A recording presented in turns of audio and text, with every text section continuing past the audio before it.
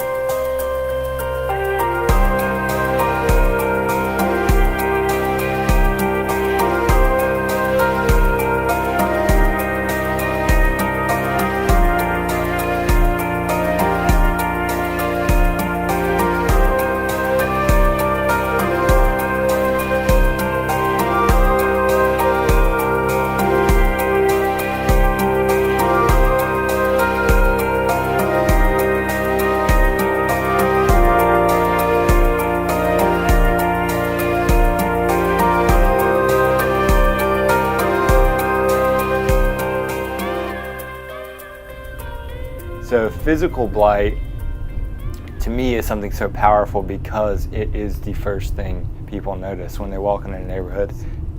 It sets up your mood, you know, like if you see something aesthetically pleasing, why is art such a powerful thing? If you see something that's beautiful, you're more likely to feel better, you're more likely to be happy and upbeat, you know.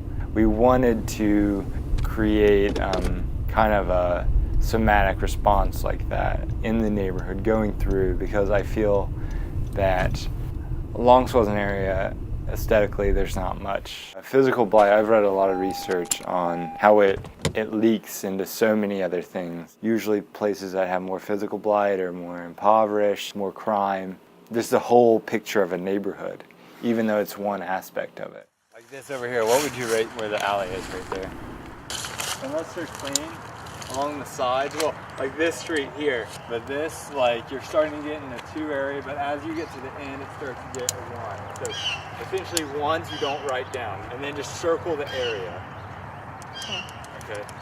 And you can generalize. Don't be like 2, then 3, then like a 4 around it.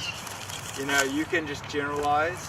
I'm just looking to show, like, this is where the most litter is in Long School, and these are other areas, okay? And it's not always the case, but there's a body of research that says most of the time it is the case that when you go into a neighborhood, people are like, don't generalize, you don't have a lot of information.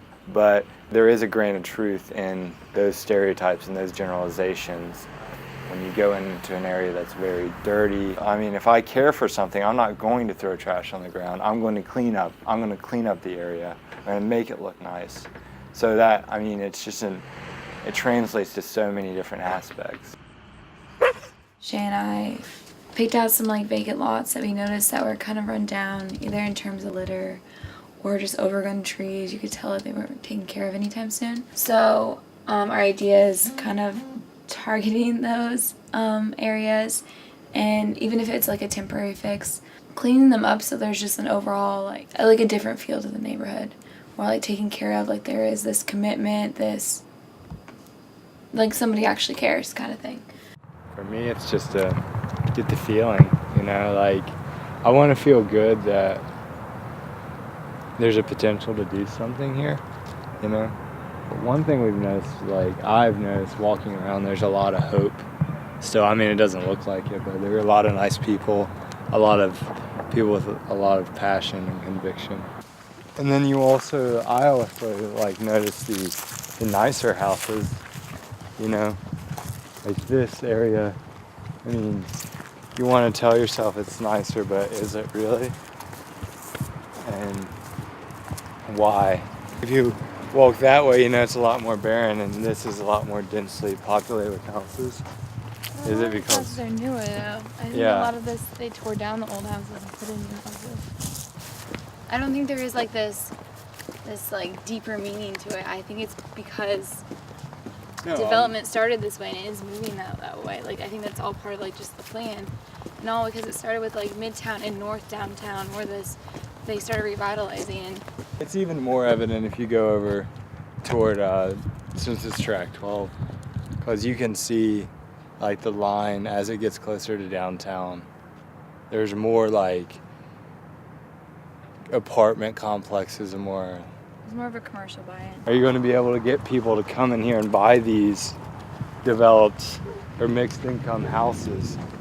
I think that's one thing that has to be addressed before the other things, the other developments come in place.